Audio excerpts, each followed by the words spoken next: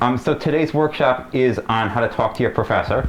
And so do you have particular questions or concerns or reasons why you came here? Things you want to know about the topic today that I can answer for you? I know I have trouble like actually speaking to my professor in person because I'm a shy person, so I usually email them. Okay. You'd like to talk to them more in person? What concerns you when you talk to them in person? I kind of think for me it's just like what they're gonna say. Like I get nervous of what they're gonna say. Can you say more about that? Like for example, if I have a question about an assignment, I don't want them to like dismiss it. Mm-hmm. And what makes you think they would? I don't know. It's just like a nervous tactic.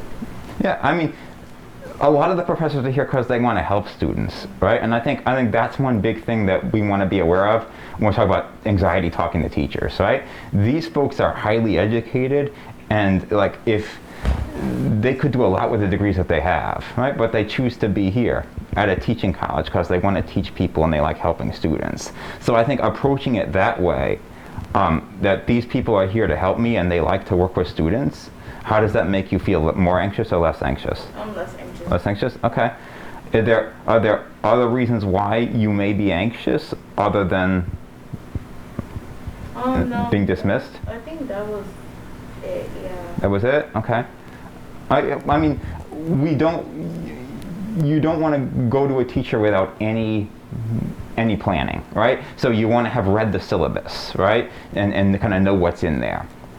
You want to have kind of set the agenda, right? You come with questions because you set the meeting up, right? So the person who sets the meeting up, they're the ones that drive it. So when you make an arrangement to meet with a teacher, they're going to basically invite you in. They're going to say, "Nice to see you. How can I help you?" And then you got to come with questions. Right? How do you feel about that? I feel good. You feel good? So you have some pointed questions to ask them? Yeah. All right. Yeah, I mean, when you're constructing your questions, it's always good to know kind of what you understand in the material as well as what you don't. Right? And by that, I mean you don't want to sit down in a professor's office hours the last week of May and say, "I haven't understood anything that you've taught. Go through this all with me," right? You want to come at it with, I understand this, but I don't understand that. Or I understood you up to this point, but this concept here I'm a little tricky with. And they should be able to walk you through that. They should be able to help you with that. Right? Are there other concerns that you have? No, that was it. All right. I want to go through just some email etiquette things. I know you had mentioned that your anxiety relates more to in person, but a lot of people are sending emails that they don't intend to be rude, but might come off as that, right? And this might help with even meeting them in person, things you should say and things that you shouldn't say, all right? So we'll go through some, and if you have questions, thoughts, concerns, you let me know, all right? All right, so let's look at this. So this says, here's an email sent to a professor. "Hi, professor, can you please email me a digital version of the second midterm that we'll be writing tomorrow? I have seen the practice one outside your office. However, I feel that the questions on there will not be the exact questions tomorrow, and there's no reason to practice the questions that are not going to be on the midterm. Might as well practice the exact ones. Thank you in advance." What are your impressions about that? Well, first, I don't think they're supposed to, right? Because I know in my experience, they have you do like the practice questions to get you in practice for the real ones. Mm-hmm. They're not going to give you this exact question. Yes, yeah. People want to be helpful, but you got to help yourself, Yeah. right? So, I mean, this is not a way to approach talking to a professor, right? You want to demonstrate that you care about the topic and you're learning the material because you're a curious student who wants to know the material, and it's not something you're crossing off the list, right? So when you approach a teacher, you don't want to approach it as if you're trying to cross their subject matter off your list, right? You want to be actively engaged and interested in what they're teaching. Any other thoughts about this? Usually when I write email, I sign my name at the bottom. Yeah, it's always good to sign your name, right? Your full name. We'll look at some other examples a little bit later. But definitely like who you are. You want to know that, right? Anything else you want to comment on? No, I think that's Is there anything this person does well?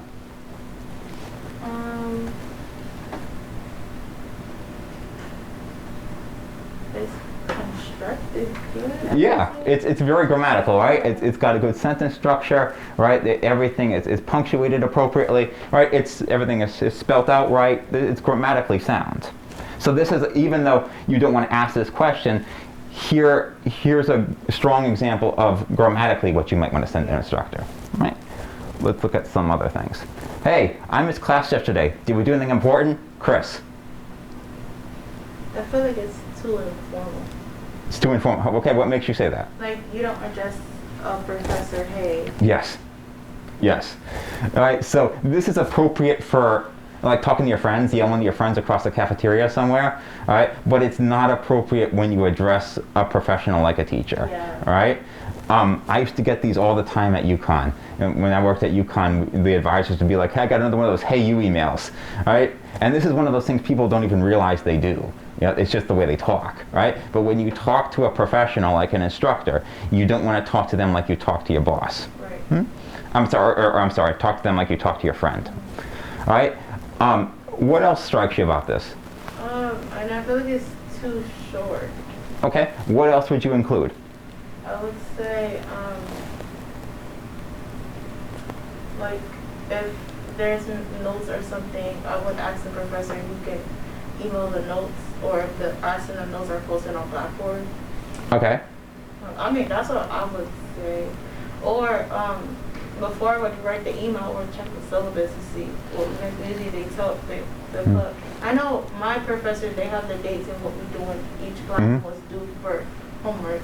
So I would check the syllabus for that. Checking the syllabus is always a good first step to Yeah. go before you ask the professor something that's already in the syllabus, right? Because we spend a lot of time writing those syllabi, so you're going to make sure you read them. Right. Is there anything else here that you want to comment on? And then he didn't close, he just said his name. Yeah, you want to leave your full address, right? I mean, especially with a common name like Chris. Like, these teachers are teaching multiple classes, sometimes across multiple campuses, and they might have, they might teach 4 classes, and they might have 3 Chris's amongst those 4 classes. So, like, who's Chris? What class are you in, right? What class did you miss? That's missing here, right? What campus are you at? Because sometimes, especially with the adjuncts, they might teach here, they might teach at Central, they might teach at UHart, and it's like, what class are you in where? Anything else strike you? I think that's it. How about this? Oh yeah, definitely. I mean, everything's important, what you do in class. Yeah. You never want to ask this question to a professor. Did we do anything important? Right? Because everything if you miss class, you've missed important stuff. What do you think this person means? How could they phrase it better? I think he means like if he missed like a test or a quiz. Okay. Did I miss a test or a quiz might be an appropriate way to phrase it?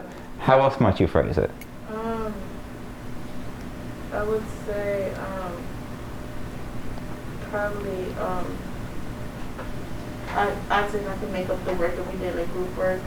Okay. See if I can make it up. Asking if you could, would you be willing to let me make up the work is an appropriate question to ask, right? What do you think he means by did we do anything important?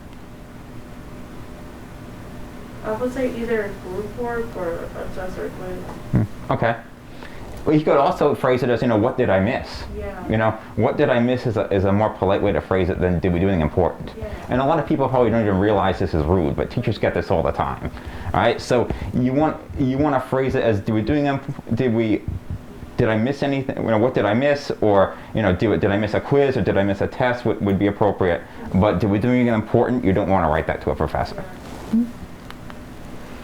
Okay. I'm finishing a stats class with an exam and final next week. There's no way I'll be able to give this course's material the time required in order to get a decent grade. I bit off more than I can chew by doing 3 summer classes and expected this class to be easier. What is the process for withdrawal? I'd sign up to take this class in the fall and not damaged by GPA. There's no grading. Right, that's an email, right? Yep. Oh, okay. There's no grading or closing. You don't know who it is. Yeah. So you want to always start with, dear professor or hello professor. You want to, again, leave your full address, your full name. And I think it's kind of too late to withdraw, right? Because they're finishing the course. Isn't there? I'm pretty sure there's a deadline. There is a deadline, yeah, because we don't want people to blow off the course and then get out of it the very last second because they're failing. It seems like they're trying to withdraw and they're about to finish. Yeah. Anything else strike you? And I think in the beginning it says that they're not going to be able to give the material time required. So I would say for them to get tutors. Okay, so the student might want to look at some tutoring. Might have looked at tutoring beforehand. You know, if you're drowning, show that you're helping yourself. Right. You know, go to some tutoring. That's a good faith effort. I don't think anything. Anything else you want to comment on here? Okay. What do you make of this 3 here? They're taking 3 classes for the summer courses. So when you write a formal email like this, okay, any number that's lower than 10, you want to spell it out in words. Oh, All right. So if you 3 should be spelled out in words, right? What do you make of this comment? Expected this class to be easier. The person probably thought that the class was gonna be like a breeze, like he didn't have to do any work. It seems like. And as a professor, if you received that, how would you feel about that? I would kind of feel like I would say triggered because like why would you say like why would you register for 3 courses knowing that you have to study at least 2 hours per course credit? Okay. What specifically would trigger you about that? The last part when he said expected this class to be easier because you still have to put in the work even though the class is easy. And I mean, professors don't want to view their subject matter as overly easy. Yeah. No one thinks that they're teaching a meaningless thing, Yeah. right? So you don't want to, approach professors' classes as in, this is going to be a breeze class, this should be easy, all right? Because it implies what? That they don't care about That they don't care about yeah, you never want to convey to a teacher or suggest to them that you don't care about their course material, Yeah. right? So all teachers view their subject matter as important, right? We teach it for a reason, and you pay a lot of money to learn it. Yeah. So, never approach a teacher in terms of, I thought this class would be easy, or, this content should be breezier. All right, I'm just kind of crossing this off my list. It's not a way to go with that. Hey Roth, I sent you an email Friday. Can you answer me, please? Thanks, Jane Doe.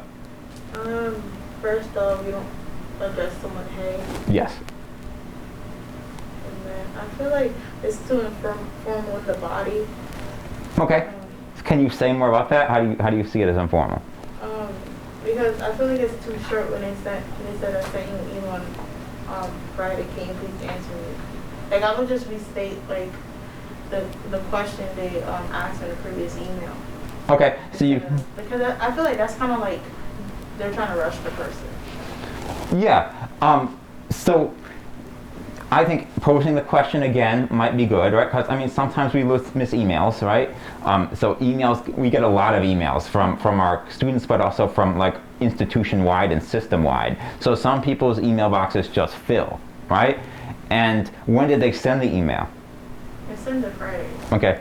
So that person is likely not checking emails over the weekend, right? So you got to give some time on Monday for people to get caught up with things, right? And if you have to send a follow-up email, just say, just post the question again. I think you had a good response. But posing it this way is not good. Hey, Professor, I'm sorry that I'll miss class today. I'm hungover and need to stay home. Ned. Again, address the professor, hey. Mm-hmm. And I wouldn't say I'm hungover. Yes. I feel like, no. Yeah. How would you revise that? I would just say I'm not feeling well, or Yeah. you have a fever, something like that. You don't say like I'm hungover. Yeah, this is a case of too much information, right? If you're ill, we don't need details of the illness. Right. You just say, I feel a little ill today, and I'm going to have to stay home. I'm sorry, I'll miss the class, right? Did this person do anything good?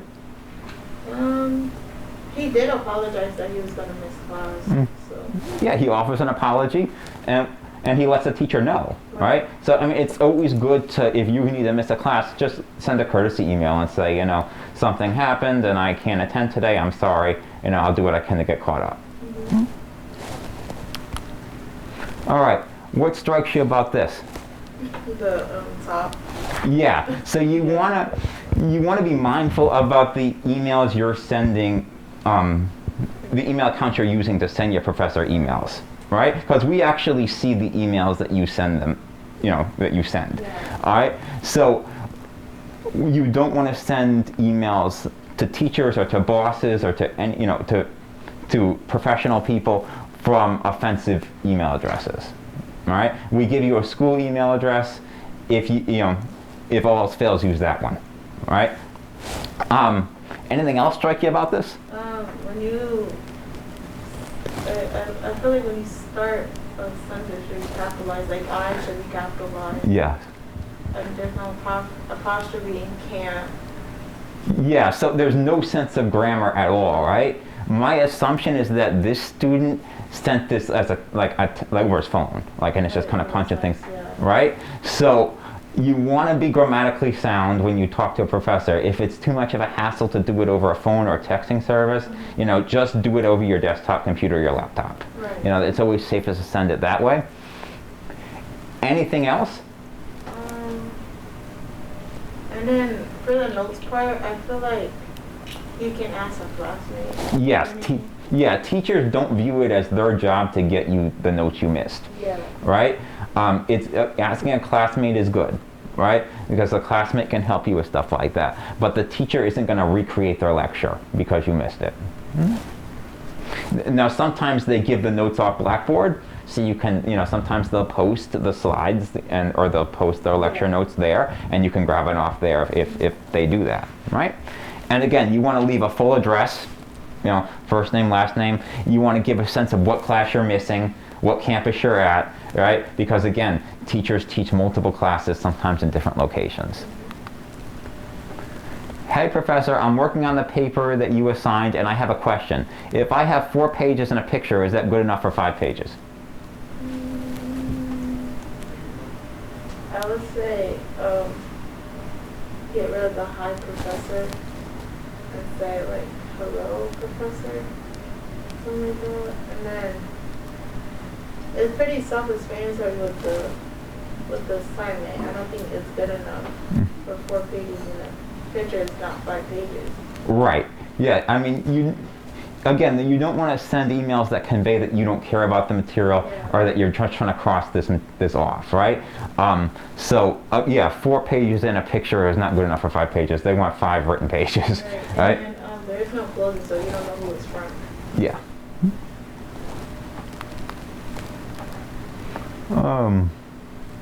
Let's just skip over that one. Okay. So here's what we're going to do. You're going to send me the notes from last class so I can study them and not fail the exam. Thank you very much in advance. There's no opening, so and like I feel like there's a lot of grammar problems. Yeah. And it seems like it's like harsh. Like you're trying to force them to send you the notes. Yeah, this is rude. You don't want to be demanding, right? Make requests, don't demand things. Yeah. All right. This is just very off-putting. Yeah. So in short, you know, you want to, when you're talking to professors, you know, you want to use proper grammar. You want to have a formal tone. You want to ask. You don't want to demand things. You know, dear is always the safest salutation. Yeah. If you're in doubt, use dear. Consider your email address. Don't send things from offensive email addresses. Use your school email address if all else fails. Give your full name. You want to provide enough background. You want to read the syllabus first. Don't ask questions that are already answered in the syllabus. And don't ask to do anything important. You know, what did I miss? What did I miss? That's what you mean by that. All right? Any questions, things I can answer for you that maybe you didn't? Oh, no. I actually write the professor as dear. Like, okay. all my professors. So. Yeah, dear is always the safest. I mean, hello is good too, but I mean, if all else fails, you can use dear. Yeah. But don't use hey. Yeah. Hey's for yelling across the calf. Yeah. I don't have any questions. All right. Well, thank you so much for coming from today's workshop, and I hope you got something out of it.